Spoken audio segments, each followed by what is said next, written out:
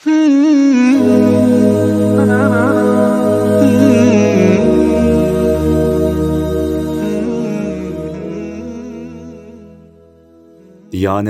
ve yaxshi kishilar bilan aralashish. Yaxshi kishilar bilan aralashishning tarbiyada va o'zini isloh qilishda alohida cho'ng roli bor. Shunga Alloh taolo mu'minlarni rostchil kishilar bilan birga bo'lishga buyurgan. Ya ayyuhallazina amanu taqulloha va kunu ma'as sodiqin. Ya'ni ey iymon etganlar, Allohdan qo'rqinglar va rostchillar bilan birga bo'linglar. Alloh taolo yaxshilarni qayirib qo'yib, yomon kishilar bilan do'st bo'lganlarning qiyomat kundagi hasrat nadomatini bayon qilib mundoq degan. Wa yawma ya'addu zalimu ala yadayhi yaqulu ya laytani ittakhadtu ma'ar rasuli sabila ya waylata laytani lam attakhidh fulanan khalila.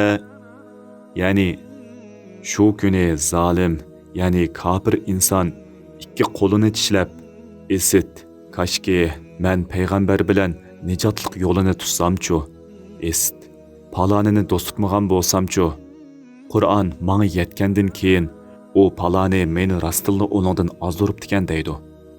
Shayton insonni ozdirib bo'lib tashlab etadi. Alloh taolo yana do'stlikning qiyomat kunidagi natijasi haqida mundoq degan. Al-akhillau yawma idhin ba'duhum li ba'din aduwwun illal muttaqin. Yani bu kunda do'stlar bir-biriga dushman bo'ladi.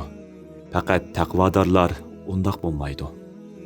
Payg'ambar alayhissalom yaxshi kishilar bilan do'st bo'lishning ahamiyati to'g'riliq mundoq degan. İnsan o'zi aralashgan odamning axloqini oladi. Shunga birovning qandoq odam ekanligini bilmoqchi bo'lsanglar, uning aralashadigan do'stlariga qaranglar. Payg'ambar alayhissalom yana yaxshi do'st bilan yomon do'stning farqini bayon qilib, mundoq degan. Yaxshi do'st bilan yomon do'st ipar sotquchi bilan ko'rak bosquchiga o'xshaydi. Ipar sotquchining yeniga borsangiz, u sizga ipar beradi. Yoki oningdan setib olasiz, yoki hech bo'lmaganda oningdan iparning xushbo'yini puraysiz. Ko'rak bosquchining yeniga borsangiz, u kiyimingizni ko'ydirib qo'ydi. Yoki oningdan badbo'y sesiq puroqni puraysiz. Ajdodlarimizmi qozonning qishig'i borsang qarisi yuqar, yomonning qishig'i borsang balasi yuqar degan hikmatini qoldirish orqali avlodlarini yomon odamlar bilan do'st bo'lishning xatarlaridan ogohlantirgan ekan.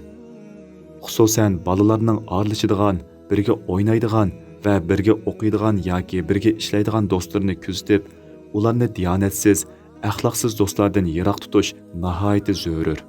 Chunki mundaq do'stlar balalarni buzib qo'ydi.